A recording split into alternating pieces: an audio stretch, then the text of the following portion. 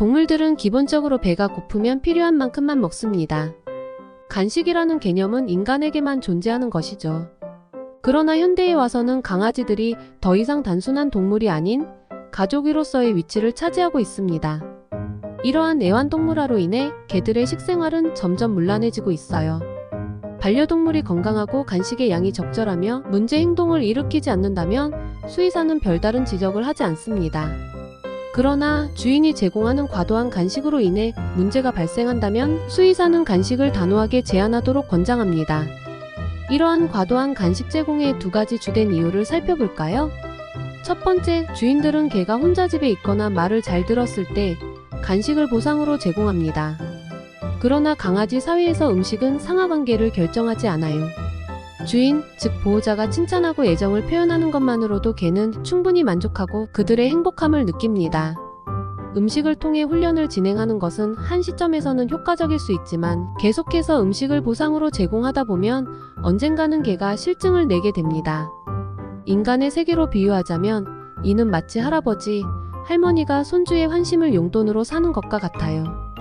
보호자와 반려견 사이의 관계는 물질적 보상에 의존하지 않아야 합니다. 두터운 신뢰와 애정이 기반되어야만 해요. 두 번째 이유는 간식을 먹고 싶어하는 개의 귀여움에 저항하지 못하는 것입니다.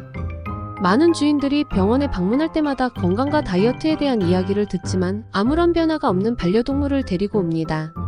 주인에게 물어보면 주인이나 가족에게 간식을 줄 욕구를 이기지 못한다고 말합니다.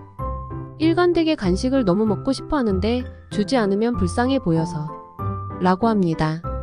그러나 과도한 간식으로 인해 몸이 망가지는 것이 더 불쌍한 상황이 아닐까요? 개들은 영양가가 뛰어난 사료만으로도 충분히 행복해합니다. 그러나 아무리 논리적으로 설명해도 이해하지 못하는 사람들이 있어요. 반려견들에게 간식을 줌으로써 마음의 안정을 찾고 있습니다. 그러면 그 개는 주인의 텅 빈 마음을 충분히 채워주지 못하는 존재인 것일까요? 생활 습관으로 인해 개가 곧 병에 걸릴 가능성이 크다는 경고에도 불구하고 이런 주인을 만났을 때는 개선이 어려울 확률이 큽니다. 그렇다면 간식을 과도하게 주게 되면 어떤 문제가 발생할까요? 첫째, 주식을 먹지 않아 영양소 결핍, 비만과 질병의 원인이 됩니다. 간식은 대체로 맛에 중점을 둔 제품이라 영양 밸런스를 무시합니다. 극상의 맛을 경험한 후에는 일반 사료를 거부하는 개들 또 있어요. 이러한 개들은 중고령 이후 내장 질환으로 인해 처방식을 먹어야 할 때도 예외가 아니며 잘못된 식습관이 죽음으로 이어질 수도 있습니다. 둘째, 간식에 들어있는 다량의 첨가물로 인해 간이 손상되거나 알레르기의 원인이 됩니다. 건조하고 보존된 사료와 달리 간식은 소프트한 식감이 특징이지만 이에는 착색료나 보존료 같은 인공 첨가물이 들어갑니다. 첨가물을 줄이려는 노력이 있는 제품도 있지만 아쉽게도 대부분의 제품들은 돈벌이를 위해 원료의 검증도 없이 나오는 제품들입니다. 현재 국내 법이 그렇고요. 셋째, 간식이 소화불량의 원인이 됩니다. 위장이 약한 개는 간식을 씹지 않고 통째로 삼키면 그 간식이 장에 걸리는 경우도 있어요. 이런 상황은 결국 장이 심하게 손상되어 괴사할 수도 있습니다. 음식물에 알러지나 내성 같은 것이 있다면 더욱 조심해야 합니다.